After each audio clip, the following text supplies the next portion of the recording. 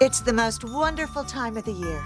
'Tis the season to tell you how much you mean to us. May your holidays be merry, bright, and everything nice. Happy holidays from all of us, the young and the restless.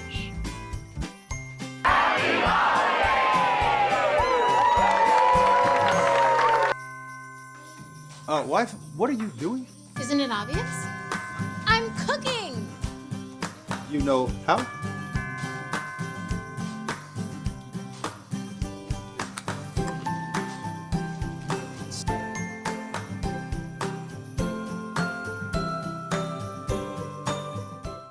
All right, y'all, my soapies, buckle up because everyone in Genoa City is lying like they're getting paid by the fib. Phyllis is lying about stealing Kane's AI program and handing it over to Victor like a Thanksgiving side dish. Victor is lying to Jack about having the AI program like he's the innocent grandpa of the year. Billy is fake nice to Audra, and don't get me even started with Nate, who's mad at Audra for working with Victor, but somehow found his way right back into Victor's daughter's space and her latte order. Yeah, child, the clownery is contagious. So you know what? Let's go ahead and unpack all of these lies.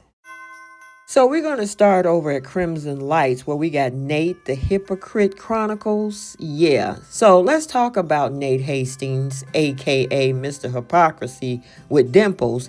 He's over at Crimson Lights sipping tea with Victoria again, talking about healing, honesty, and fresh starts. Meanwhile, Audra walks in like, oh, look, my ex and his new boss, slash boo. She hits them with the classic shady happy Thanksgiving. So nice to see you, Nate, and can be friends with at least one of your exes. Ooh, you talking about somebody falling on the floor when I saw that. Victoria sitting there trying to act unbothered, but you can tell she's 2 seconds from throwing her tea at Audra's head. Nate, bless his delusional heart, tells Audra, you don't get to ask me about my personal life. Excuse me, sir? Yeah, you remember you cheated with your boss on Elena. Now you with Audra.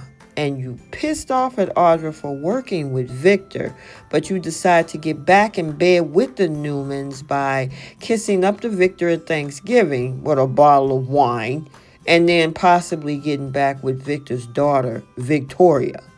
Yeah, and this is what, the third time? Oh yeah, we can't forget about another Newman, Abby Newman. You remember your first go round where you almost lost your medical license?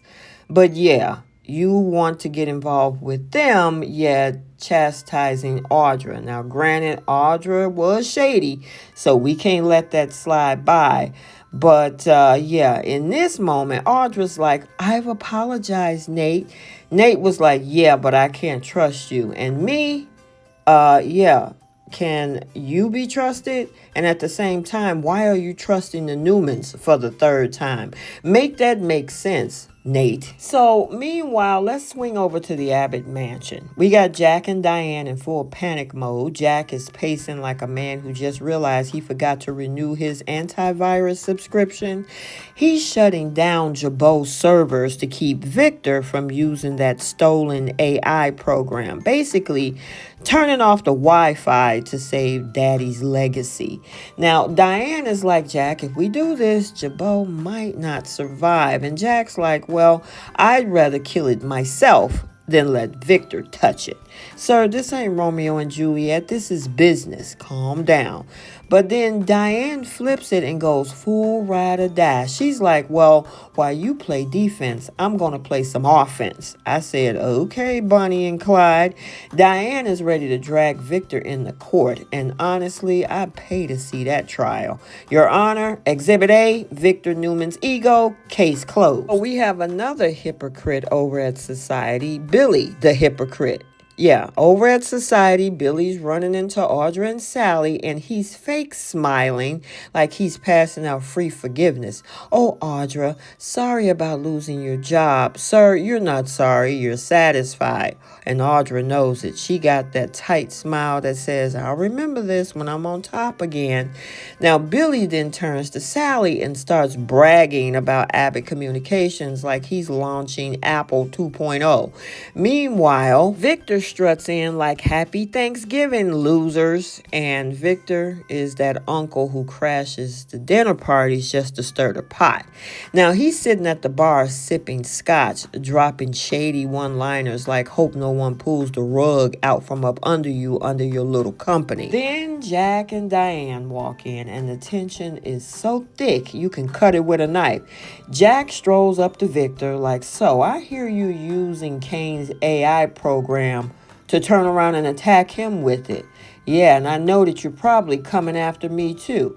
And Victor is like, I don't know what you're talking about. Me? AI? Prove it. Oh, here we go with lies. And Jack is like, oh, we will. Victor is like, good luck, peasants. He literally toasts to Kane getting knocked on his butt. And I'm screaming because Victor is the pettiest billionaire in Genoa City. Someone take away this man's scotch and his Wi-Fi access. And finally, we got the redhead versus the regretful. So we're over at the GCAC where Phyllis and Kane are at the bar pretending to be civilized. But that tension, yeah, you could slice it with one of Nicky's champagne flutes. Kane is sitting there giving his whole I've changed monologue, talking about enlightenment and morals like he didn't just sell his company to Victor for pennies on the dollar. Sir, you didn't find God, you found bankruptcy. Now, Phyllis, meanwhile, is sipping her drink like, fascinating story, Mr. Morality, but I got Jabot stock to think about. Now, she's acting brand new, claiming that she didn't steal his software. Girl, please, you hacked half of Genoa City. We know your keyboard still smells like Kane's AI program. Now, Kane hits her with that, I know you stole my AI and gave it to Victor. And she's like, oh, you still on that conspiracy theory? Honey, that's not a theory. He's on your trail.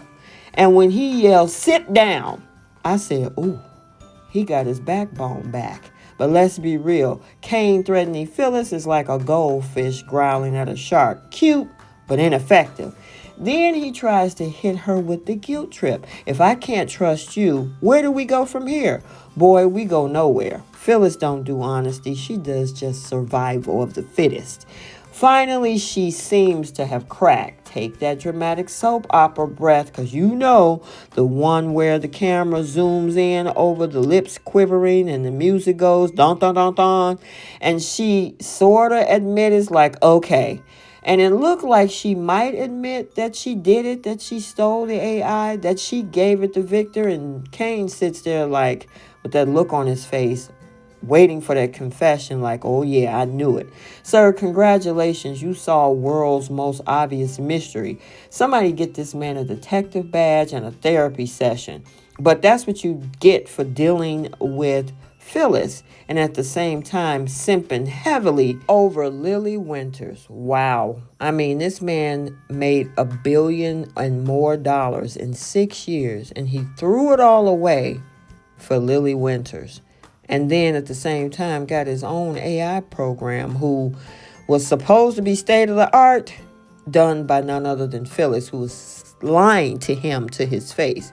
Well, I guess we'll wait and see if she actually makes that confession and whether he would stick on his end of the bargain or is he just trying to get the confession and run. Okay, so there you have it. And today's theme, deception, delusion, and double standards. Yeah, Phyllis looked like she's about to cough up the truth. Victor's out here rewriting rules of corporate warfare. Jack shutting down Jabot like it's a crime scene. And Nate is still proving that love make people look stupid. more than twice. Everybody's lying, scheming, or sipping tea pretending that they're not in chaos. Welcome to Genoa City, y'all, where honesty is optional, but the drama is mandatory. And so, yeah, there you have it. Phyllis lies look like it might catch up to her. And, of course, Victor stirring the pot as usual. Make sure you don't forget to like, subscribe, and drop your favorite shady line in the comments, because in Genoa City, baby, truth is just another accessory. Until next time, happy holidays, Soapies.